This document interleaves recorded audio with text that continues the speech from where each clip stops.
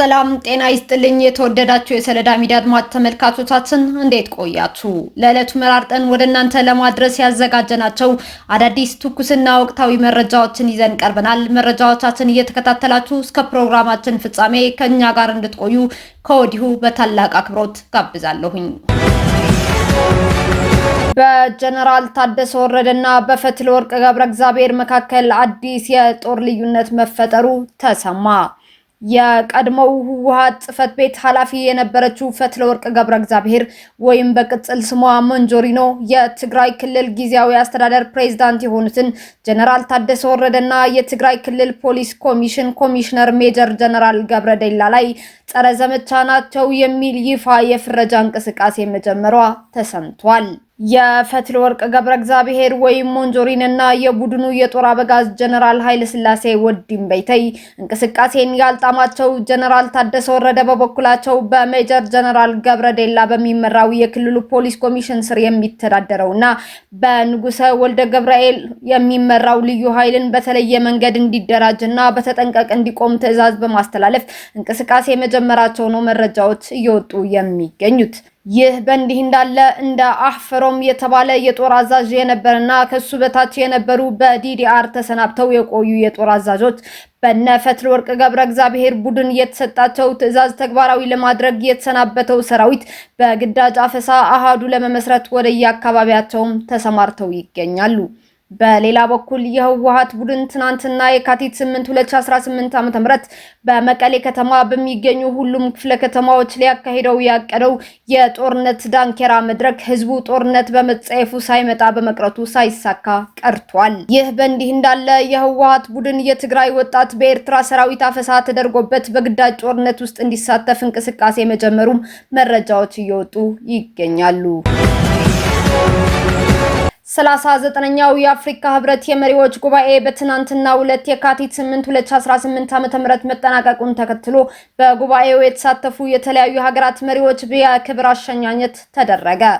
ዘላቂ የውሃ አቅርቦትና ደህንነቱ የተጠበቀ የንጽህና አጠባበቅ ስርዓቶችን ማረጋገጥ ለአጀንዳ 2063 ግቦች ስኬታማነት በሚል መሪ ሀሳብ በመዲናችን አዲስ አበባ ሲካሄድ የቆየው 39ኛው የአፍሪካ ህብረት የመሪዎች ጉባኤ በትናንትናው ዕለት ተጠናቋል። መሪዎቹ 48ኛው የአፍሪካ ህብረት የስራ አስፈጻሚ ምክር ቤት መደበኛ ስብሰባ ላይ ውይይት ባደረገባቸው አጀንዳዎች ላይ መክረዋል። የውሃ ደህንነትና የንጽህና አጠባበቅ፣ የአጀንዳ 2063 ትግበራንና አህጉራዊ ትስስር፣ ማህበራዊና ኢኮኖሚያዊ ልማት፣ የሰው ኃይል ልማት፣ ተቋማዊና የፋይናንስ ሪፎርሞች፣ ቀጠናዊ አጋርነትና የአፍሪካ በዓለም መድረክ ላይ ያላት ሚና ከተመከረባቸው አጀንዳዎች መካከል ይጠቀሳሉ። በመዝጊያ ስነ ስርዓቱ ላይ ኢትዮጵያ በውቢቷ አፍሪካ መዲና አዲስ አበባ ለመሪዎች ላደረገችው አቀባበል ምስጋና ተችሯታል። ለሁለት ቀናት ሲካሄድ የቆየውና ለአህጉሪቱ ጠቃሚ አጀንዳዎች የተነሱበት ጉባኤው የተለያዩ ውሳኔዎችን በማሳለፍ በትናንትናው ዕለት የካቲት 8 2018 ዓ.ም ተጠናቋል። የጉባኤውን መጠናቀቅ ተከትሎ በአፍሪካ ህብረት የመሪዎች ጉባኤ ላይ የተሳተፉ የተለያዩ ሀገራት መሪዎች በዛሬው ዕለት የክብር አሸኛኘትም እየተደረገላቸው ይገኛል። የአፍሪካ ህብረት ሊቀመንበር እና የቡሩንዲ ፕሬዝዳንት ኢቫሪስቴ ንዳይሽሚዬ የክብር አሸኛኘትም ተደርጎላቸዋል። ፕሬዝዳንት ኢቫሪስቴ ንዳይሽሚዬ በ39ኛው የአፍሪካ ህብረት የመሪዎች ጉባኤ የህብረቱ ሊቀመንበር ሆነው መመረጣቸው ይታወሳል። ቀጠናዊ ትስስርን የሚያጠናክረው የደሱ ኮሪደር አስተዳደር ስምምነት በአባል ሀገራቱ ተፈረመ። ኢትዮጵያ፣ ደቡብ ሱዳን እና ኡጋንዳን በአባልነት የያዘው የደሱ ኮሪደር አስተዳደር ባለስልጣን ስምምነት በአባል ሀገራቱ ተፈርመዋል። ዛሬ የካቲት 9 2018 ዓ.ም በጅቡቲ በተከናወነው የፊርማ ስነ ስርዓት ላይ ስምምነቱን በኢትዮጵያ በኩል የፈረሙት የኢፌዴሪ የትራንስፖርት እና ሎጂስቲክ ሚኒስትር ዶክተር አለሙ ስሜ ናቸው። ስምምነቱ የሎጂስቲክ አቅርቦትን በማቀላጠፍና የኢንቨስትመንት ዘርፉን በማስፋፋት ረገድ ከፍተኛ ፋይዳ እንዳለው ተገልጿል። በተጨማሪም አላስፈላጊ የጉምሩክ ሂደቶችን በማስቀረት የቀጠናው የንግድ እንቅስቃሴ እንዲሳለጥና በሀገራቱ መካከል ያለው የትራንስፖርት ፍሰት በተቀላጠፈ ሁኔታ እንዲከናወን አይነተኛ ሚና እንደሚጫወትም ተነግረዋል። ይህ ስምምነት የወደብ ተደራሽነት ለማስፋት፣ የአገልግሎት ወጪዎችን ለመቀነስ እንዲሁም ቀጠናዊ ትስስርን ለማጠናከር ረገድ ጉልህ ድርሻ እንደሚኖረው በፊርማ ስነ ስርዓቱ ላይ መገለጹን የትራንስፖርትና ሎጂስቲክ ሚኒስቴር መረጃ አመላክቷል። የኡጋንዳው ጀነራል አዲስ አበባን በተመለከተ ውድ ወንድሜ ጠቅላይ ሚኒስትር አብይ አህመድ ለአዲስ አበባ ያደረጉት ነገር እኛም እድሉን ስናገኝ በካምፓላ የምናደርገው ነው ሲሉ መልእክት አስተላለፉ። የኡጋንዳው ፕሬዝዳንት ዩዌሪ ሙሴቬኒ ልጅና የሀገሪቱ መከላከያ ኃይል ዋና አዛዥ የሆኑት ጀነራል ሞሃዚ ኪያንሩጋባ በትዊተር ገጻቸው ላይ ቅዳሜ ምሽት የጻፉት መልእክት አዲስ አበባን ከተማን የሚመለከት መልእክት አስተላልፈዋል። ጀነራሉ በትዊተራቸው ላይ ውድ ወንድሜ ጠቅላይ ሚኒስትር አብይ አህመድ ለአዲስ አበባ ያደረጉት ነገር እኛም እድሉን ስናገኝ በካምፓላ የምናደርገው ነው ብለዋል። ይህንን የጀነራሉን መልእክት የተመለከተውና ለአፍሪካ ህብረት ስብሰባ አዲስ አበባ የተገኘው የዩጋንዳው ጋዜጠኛ ጀነራል የጻፉት አስተያየት ከአድናቆትም በላይ ነው ሲል ገልጿል። ጨምሮም መልእክቱ ኡጋንዳውያን አሁን በኢትዮጵያ ዋና ከተማ ውስጥ እየተካሄደ ያለው የከተማ ለውጥ እንዲያጤኑት የሚጋብዝ መሆኑንም አስረድቷል።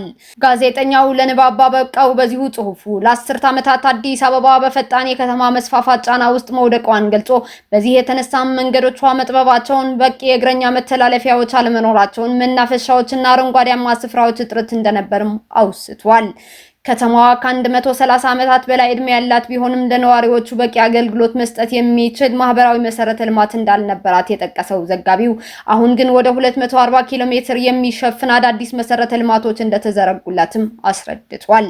ከነዚህም መካከል ለ48 ኪሎ ሜትር አዳዲስ የአስፋልት መንገዶች፣ 4 የመሬት ውስጥ የእግረኛ መተላለፊያ መንገዶች፣ 96 ኪሎ ሜትር የእግረኛ መተላለፊያዎች፣ 100 ኪሎ ሜትር የብስክሌት መንጃዎች፣ 5 የሩጫ ትራኮች እና 48 ዘመናዊ የአውቶቡስና የታክሲ ተርሚናሎችን ጠቅሷል።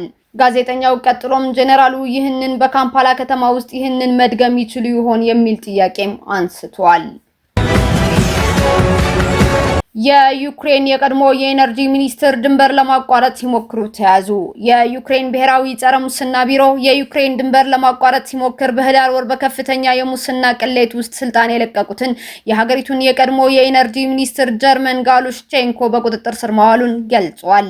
በመግለጫውም የዩክሬን ድንበር ሲያቋርጡ የጸረ ሙስና መርማሪዎች የቀድሞ የኤነርጂ ሚኒስተር ይዘዋል ሲልም ተቋሙ ይፋ አድርጓል። በመግለጫው ውስጥ ጋሉሽቼንኮንን በስም ባይገልጹም ነገር ግን ባለፈው ዓመት የሀገሪቱ የኤነርጂ ሚኒስትር ሆነው አገልግለዋል። በህዳር ወር ደግሞ ስራቸውን ለቀዋል። የመጀመሪያዎቹ የምርመራ ሂደቶች በህግ መስፈርቶች እና በፍርድ ቤት ዕቀባዎች መሰረት ይከናወናሉ፣ ዝርዝሮች ይከተላሉ ሲል የዩክሬን ብሔራዊ ጸረ ሙስና ቢሮ አክሏል። ጋሉሽቼንኮ እንደ አውሮፓውያን አቆጣጠር በ2025 ስራቸው ከለቀቁት በርካታ ሚኒስትሮች መካከል አንዱ ናቸው። የዩክሬን ብሔራዊ ጸረ ሙስና ቢሮ በሀገሪቱ የኤነርጂ ዘርፍ ውስጥ ያለውን የገንዘብ ማጭበርበር ሴራ ይፋ ባደረገበት ወቅት መርማሪዎቹ በፕሬዝዳንት ቮሎዲሚር ዘለንስኪ እገዛ እርምጃ ወስደዋል ተብሎ ይታመናል። እንደ የዩክሬን ስፔሻላይዝድ ጸረ ሙስና አቃቢ ህግ ቢሮ መረጃ ከሆነ የ100 ሚሊዮን ዶላር የምዝበራ ዕቅድ የተቀነባበረው በእውቁ የሀገሪቱ ነጋዴ ቲሙር ሚንዲች ነው። የአሜሪካ የፍትህ ሚኒስቴር ሁሉንም ከጄፍሪ ኤድዋርድ ኤፕስቲን ጋር የተያዙ 300 ስሞችን ይፋ አድርጓል አለ። ጠቅላይ አቃቢ ህጓ ፖም ቦንዲ ሁሉንም ፋይሎች ልከናል ማለታቸው ተከትሎ ከፍተኛ ትችት እየተሰነዘረባቸው ይገኛል። ዶናልድ ትራምፕ፣ ክሊንቶኖችና ኦባማዎቹ በዚህ ሰነድ ውስጥ ተካተውም ተዘርዝረዋል። የአሜሪካ የቀድሞና አሁን ፖለቲከኞች እንዲሁም ዝነኞች በኤፕስቲን ትራንስፓረንሲ አክት ሰነድ ውስጥ ስማቸውም ይፋ ሆኗል። ፖም ቦንዲ ከፍትህ ሚኒስቴሩ የሚፈለገውና የተጠየቀው ሁሉንም ፋይል ወጥቷል ማለታቸው አሁንም እያስወቀሳቸው ይገኛል። መስሪያ ቤቱ ሁሉንም ሪከርዶችን፣ ሰነዶችን፣ የኮሙኒኬሽን የምርመራ ቁሶችን ሳይቀር ይፋ አድርጓል ቢልም ቀሪና ቁልፍ ሰነዶች ይፋ አልሆነም ተብሏል። ከተዘረዘሩት 300 ስሞች መካከልም ፕሬዝዳንት ዶናልድ ትራምፕ፣ ባራክ ኦባማ፣ ሚሼል ኦባማ፣ የማይክሮሶፍቱ ቢል ጌትስ፣ ቢል ኮስቢ፣ ሮበርት ዲኒሮ፣ ቢል ክሊንተን እና ሂላሪ ክሊንተን እንዲሁም ጄዚ ይገኙበታል። የልዑል ሃሪ፣ የሜታው የፌስቡክ ማርክ ዙበርከርግ፣ የቀድሞ ምክትል ፕሬዝዳንት ካማላ ሃሪስ፣ አፈ ጉባኤ የነበሩት ናንሲ ፔሎሲ፣ ሊቀ ጳጳስ ጆን ፖል ሁለተኛ እና ቢዮንሴም አሉበት ተብሏል። እስካሁን አብራችሁን ከኛ ጋር ስለነበራችሁ እያመሰገንኩኝ በሌሎች መረጃዎች እስክንመለስ እንደተለመደው የሶሎዳ ሚዲያ ቤተሰብ በመሆን ላይክ፣ ሼር፣ ሰብስክራይብ ማድረጋችሁን አትርሱ። አዳዲስ ትኩስና ወቅታዊ መረጃዎቻችን በቶሎ እንዲደርሷችሁ የደወል ምልክቷን ይጫኑ። ስኬት፣ ድልና ሰላም ለኢትዮጵያውያን። ሶሎዳ ሚዲያ